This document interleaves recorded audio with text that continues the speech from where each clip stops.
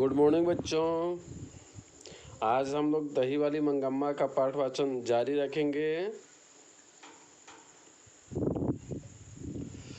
हम लोग यहाँ तक पढ़ चुके हैं, आगे जारी रखेंगे। हुआ भी ऐसा ही, 2 दिन बाद लड़का माँ के पास गया। हालांकि ध्यान देना, वीडियो को रोक करके थोड़ा सा देख लेना कि कहाँ तक हम लोग पढ़ चुके हैं। थोड़ा सा स्मरण करना जरूरी है, कम से कम 2-4-5 लाइन पहले से, उसके बाद जाकर उसके दूसरे दिन ही दादी के साथ मैं भी बहुत दूर जाऊंगा कहकर वह जिद पकड़ लिया। बेचारी बुढ़िया के लिए सिर पर दही की मटकी वाला टोकरा और गोद में पोते को लेकर 3 मील चलना संभव था। मील क्या है? 1653 मीटर को 1 किलोमीटर 1 मील कहा जाता है, या एक दूरी का मात्रक है। उसकी लगभग 5 मील 8 किलोमीटर को कहा जाता है। उसकी समझ में ना आया कि क्या करे। बेटे और बहू ने आकर समझाया, उस दिन हमसे गलती हो गई, तुम भी गुस्सा करके यूं रहोगी तो कैसे चलेगा माँ। गांव के 4 बड़े बूढ़ों ने भी उसे समझाया, वह भला क्यों अपना बड़पन खोती। कौन? मंगम्मा। मंगम्मा अपनी इच्छा से ही फिर खुशी खुशी अपनी बहू के साथ क्या करने लगी, रहने लगी। परंतु पोता तो दादी के पास ही रहने की जिद पकड़े हुए बैठा था। इसलिए एक नया प्रबंध शुरू हुआ। शुरू से ही दूध दही का व्यापार मंगम्मा के हाथ में था। बहू के आने पर भी मंगम्मा ने उसे अपने हाथ में ही रखा। जब कोई बहू बनकर आती है तो घर के खाने पकाने की जिम्मेवारी भी उस पर पड़ती है। वास्तव में बात यह थी कि दही बेचने पर 4 पैसे हाथ आते थे। अब पोते ने सदा दादी के पास रहने की हठ पकड़ी थी। बहू बोली, इतनी धूप में इस उम्र में तुम क्यों बाहर जाती हो? भला कितने दिन यह काम कर सकोगे? घर में ही खाना पीना बनाकर मालकिन की तरह रहो। दही बेचने का काम मैं देख लेती हूँ।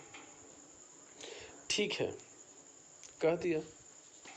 साथ ही यह भी कहा कि कभी कभार मैं भी चलूँगी, रोज जाने का काम तुम ही करो। एक दिन सास बहू दोनों आई। किसके पास? लेखक की पत्नी के पास। कौन सास? मंगम्मा सास और उसकी पतोहू।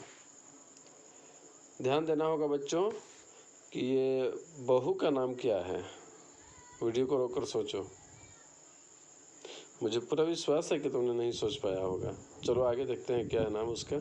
शायद मंगम्मा से मिलता जुलता हुआ नाम होगा। एक दिन गोद में बच्चा था, दूसरी के सिर पर मटकी वाला टोकरा। यही है माँ जी मेरी बहू, मंगम्मा लाती है और लेखक की पत्नी से इसका परिचय कराती है। बुढ़िया बेचारी अकेली क्यों रहे सोचकर इसने फिर से मुझे अपने साथ बुला लिया। साथ ही यह भी कहा कि तुम बेकार में धूप में मत घूमो, ठीक है ना।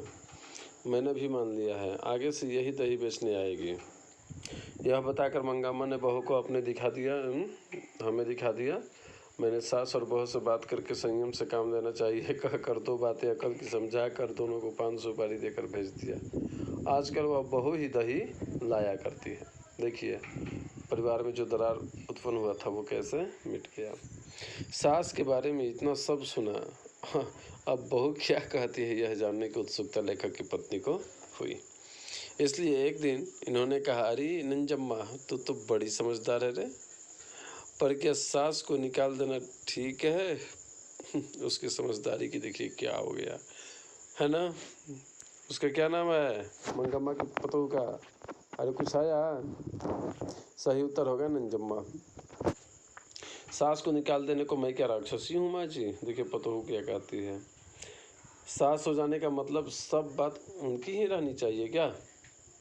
अपने बेटे को मर्द भी न माने तो वह नामर्द नहीं हो जाएगा। यह मेरा घर वाला है, मैं उसकी पत्नी हूँ, भला मैं घर कैसे चलाऊँ? यह ठीक है कि इन्होंने जन्म दिया, पाला पोसा, चाहे तो वे ही अपने बेटे पर अपना हक रखें, मैं चुप रहूँगी। पर मैं अपने बेटे को भी मार नहीं सकती तो मैं कहाँ की बहू रही? बेटा तुम्हारा है यह जताने को पीटना जरूरी है क्या? लेखक की पत्नी पूछती है। मारना प्यार करना तो चलता है, पर जब मारने पर पूछती कि क्यों मारती है तब प्यार करने पर क्यों नहीं पूछती?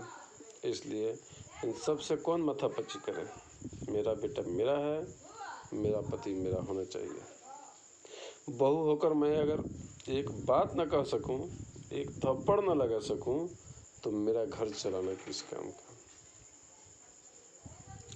मुझसे मंगम्मा ने जब अपनी बात सुनाई थी। ठीक है, तो बच्चों तुम लोग स्वयं इसको पढ़ना। ठीक है, बस समाप्ति है। मैं अगला दिन प्रश्नोत्तर कराऊंगा। अगला क्लास तुम लोग का अपना क्लास है। ठीक है, ओके, थैंक्स। अगले क्लास में मिलेंगे।